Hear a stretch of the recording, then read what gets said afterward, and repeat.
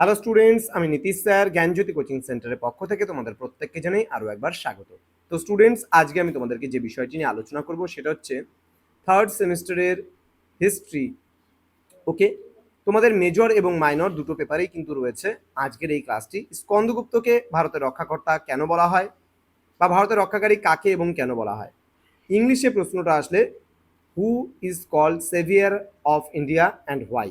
ঠিক আছে, তাহলে আমরা তো জেনেই গেলাম যে স্কন্দগুপ্তকে ভারতের রক্ষাকারী বা ভারতের রক্ষাকর্তা বলা হয়, এবং কেন বলা হয় সেই বিষয়টা আমরা ডিটেলসে জেনে নেব। ক্লাসটি শুরু করার পূর্বে তোমাদেরকে বলবো, যারা এখনো চ্যানেলটিকে সাবস্ক্রাইব করোনি তারা অবশ্যই চ্যানেলটিকে সাবস্ক্রাইব করো, পাশে থাকা বেল আইকন অল প্রেস করে রাখো, যাতে নেক্সট টাইম থেকে কোনো ভিডিও আপলোড করলে তার নোটিফিকেশন তুমি সবার আগে পেতে পারো।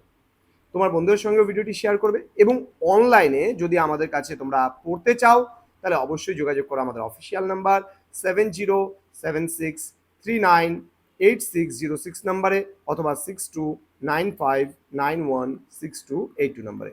তোমাদের টোটাল কোর্স ফি রয়েছে শুধুমাত্র 1199 টাকা। এই 1199 টাকার বিনিময়ে তোমরা মেজর, মাইনর, এমডিসি যা কিছু সাবজেক্ট আর কি তোমার থার্ড সেমিস্টারে রয়েছে সেটা পুরোটাই কিন্তু তুমি পেয়ে যাচ্ছ। তো দেরি কিসের, আজই যোগাযোগ করো। এবং তোমাদের যে নোটসগুলো দেওয়া হবে সেগুলো কিন্তু পিডিএফ আকারে ম্যাক্সিমাম নোটস দেওয়া হবে।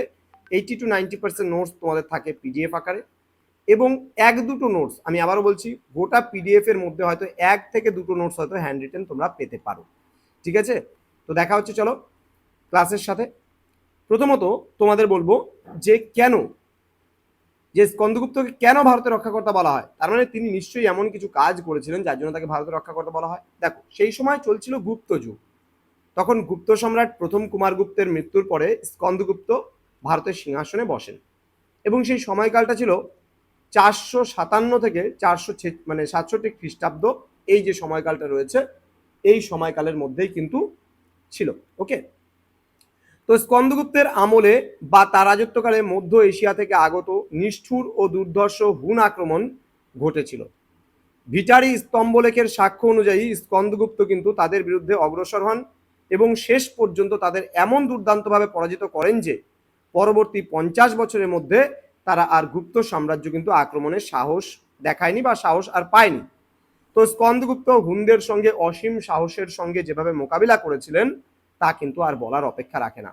অর্থাৎ স্কন্দগুপ্ত আমাদের ভারতবর্ষে দুর্দশা হুনদের বিরুদ্ধে যেভাবে সাফল্যের সঙ্গে লড়াই করেছিল, এবং হুন জাতিকে মানে তাদের আক্রমণ আটকিয়ে ভারতবর্ষকে যেভাবে রক্ষা করেছিল, তাতে কিন্তু বলাই যায় যে স্কন্দগুপ্ত ভারতের রক্ষাকর্তা ছিলেন।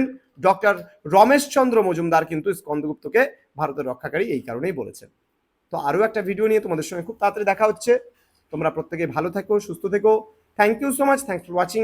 After all, thank you.